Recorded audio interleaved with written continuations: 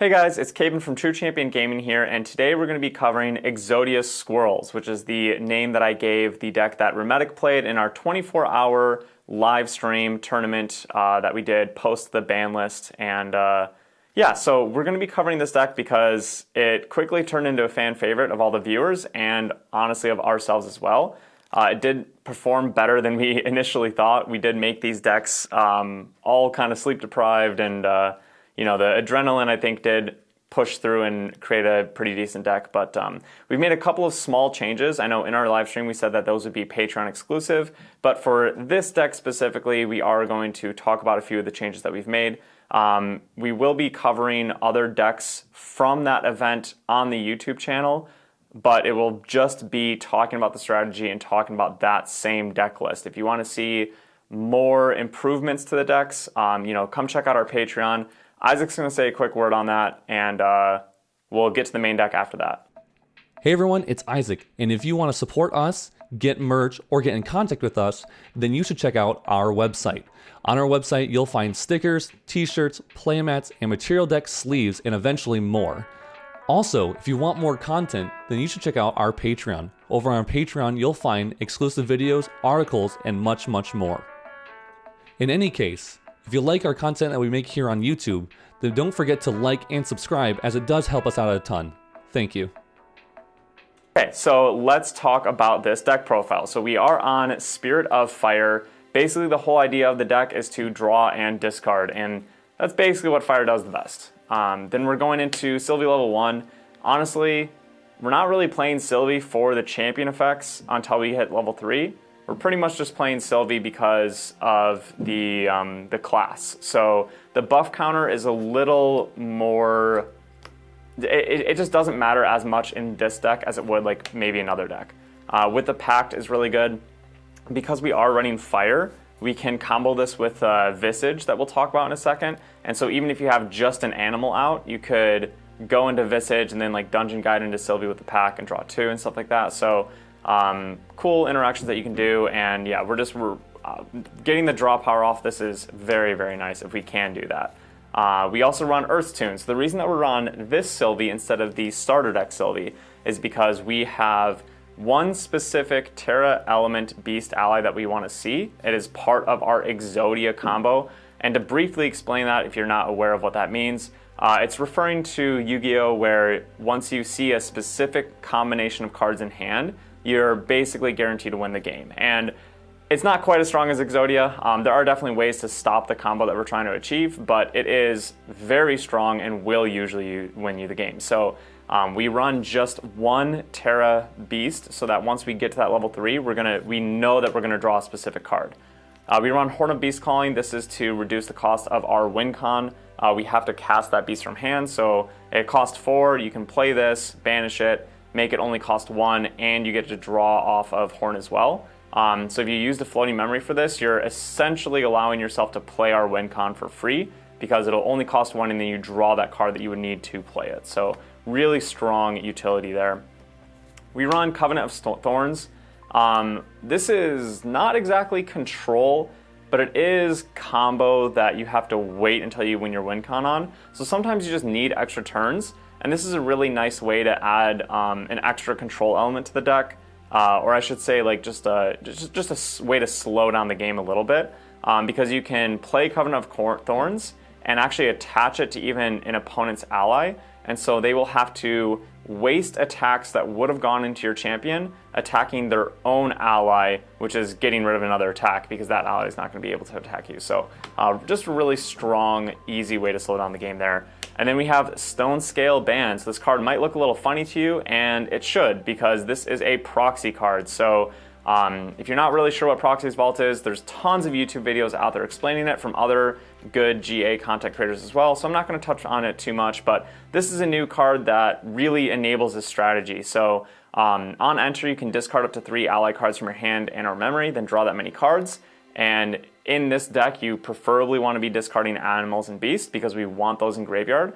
And then you can also use fast activation. So this card is actually pretty crucial to our strategy. You can do our strategy without it, but it's a very good tool for that. So now we're going to move off of the Terra material deck cards into Beast Soul Visage. So This one is not going to be used in every single game. Like I said, I like that little combo of materializing this onto an animal, making it also a beast, and then going into Dungeon Guide into level 2, drawing 2. That's a really strong combination. I also do like that it gets, additional attack and stuff. So if you put this on something like a Bedivere, you can hopefully retaliate back a little bit more and like clear off their board a little bit, slow down the game. So interesting card, but not probably something that you're going to bring out every single game. Then we have Smoke Bombs because we are relying on these really big swings in the end game, and Interceptors and Taunts will hinder that strategy quite a lot. So this might be a card that you bring out early if you just have the floating memory,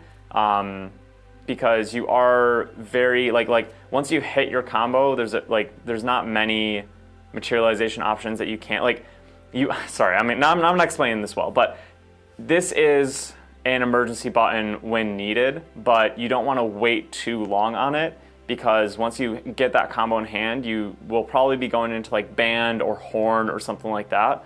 So it's hard to materialize this the turn you need it, is the best way I should explain that. We have Beastpawn Ears. Honestly, this card is usually a must in Silvie decks, and I feel like it's the weakest material deck card in this so far. You're not really caring about Pride too much. You do and don't, so it definitely deserves a spot in this deck, but this would be the first card that I probably cut if I needed to put another material deck card in there.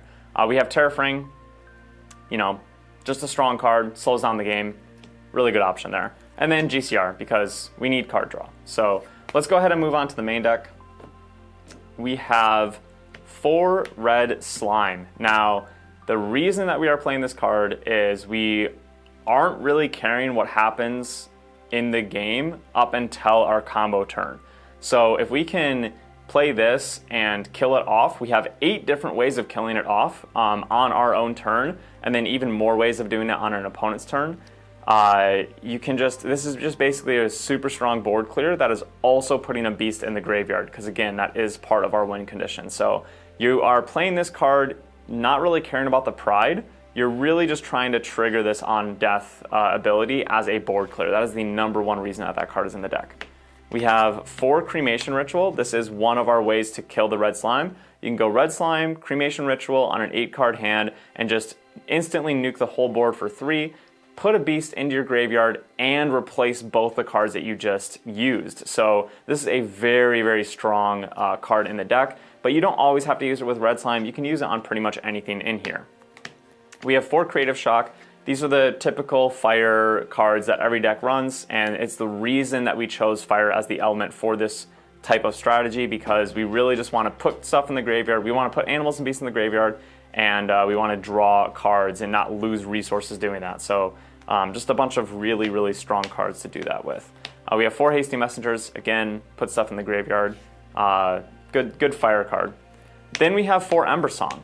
So this was originally in here to kind of help control the board, but mainly to use it on things like red slime. If you do have something like a Hasty out and you want to kill off a 3 health ally on your board, on your opponent's board, you can swing Hasty and then do an Ember Song to follow it up. And that was an okay play. You will also get the class bonus of +2 attack on a target ally. So, once you are level 1 or higher, you can actually start to use this to really clear out the board. If you're level 1 Silvie and your opponent has a Swift Recruit and a Wind Rider Vanguard out, you can go play Hasty, play Ember Song, do 2 damage to the Swift Recruit to kill it, give Hasty +2 attack, and then swing and kill the Wind Rider Vanguard with that Hasty. So it can be very good at board controlling, either just using the effects or just using it to kill your own beast or red slime. So that's the other part of the 8 ways to kill red slime. Then we're going to get into our first small but big change of the deck, and that's Erupting Rhapsody. So this didn't even really come up in the first initial build that we made, because we thought about it since we put Ember Song in, and we were like, well, we don't really want to banish cards because we need them in the graveyard for our Virtus win condition. However, when looking at the deck more and seeing it played, I realized that our fire cards aren't really the cards that we care about staying in the graveyard. The only one that's relevant to our strategy is red slime being in the graveyard. So we have 4 Ember Song, 4 Hasty, 4 Creative, and 4 Cremation. All cards that we want to play usually pretty early in the game, And so Ember Song isn't in here as a win condition, but I see this as a really, really good way to add an additional board clear in.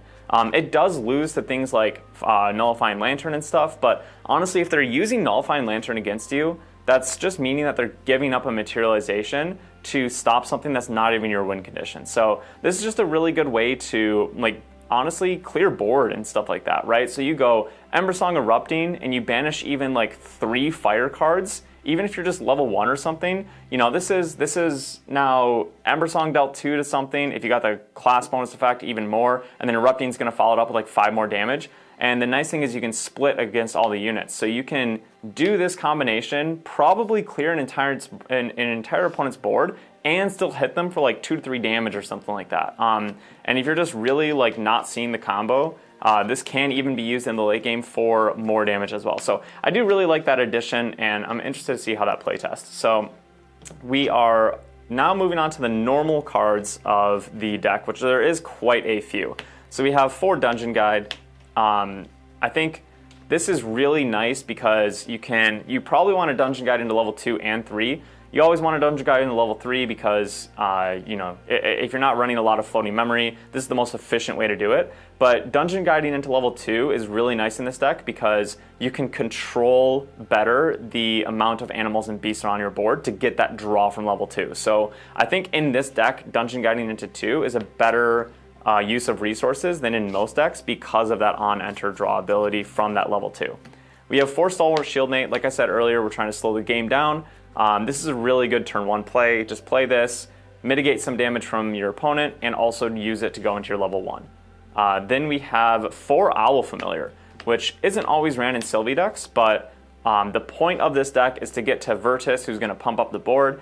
And so if you can cast a bunch of really cheap allies the same turn you do that, then you're going to get a lot of damage in. Also, we saw a really cool play by Remetic where he had the new Stone Scale Band card out, turned on the fast activation for the whole turn before draw, and he fast activated an Owl Familiar to get a glimpse too before he drew. So really, really cool play there. And yeah, just a really good card in this deck.